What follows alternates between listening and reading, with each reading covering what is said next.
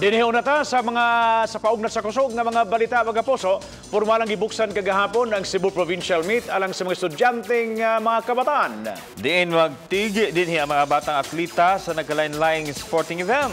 Ang mga mudaog ni ini mao ang murepresentar unya sa Sugbo alang sa Central Visayas Regional Athletic Association Meet. Ato kining sayran sa report ni Nico Sereno. Gisugdan sa usa ka parada ang opening ceremony nga gihimo kagahapon. Nagmarcha ang mga partisipante, atleta, coaches ug staff paingon sa Carmen Municipal Plaza kundi dito gihimo ang programa alang sa pagbukas sa 2018 Cebu Provincial Meet.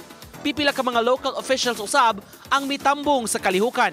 Sa hinapos unta sa miaging tuig, ipahigayon ang provincial meet apan na uswag kini tungod sa mga kakulian.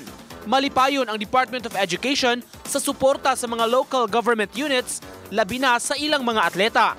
Ang highlights karon, of course, ang mga usual nga mga sports events, mga team events o individual, and naatay dance sports karon, pero gikuha wala na to i-appeal ang cultural.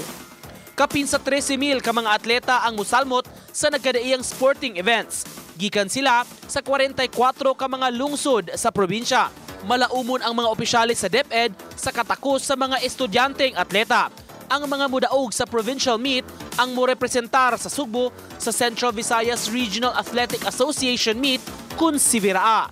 Ang Cebu Province mo kuan gini siya sa provincial sa Siviraa tungod sa ato ang daghan bitaw kay tag potentials. Uban ni June Solon, Nico Sereno, Balitang Bisdak.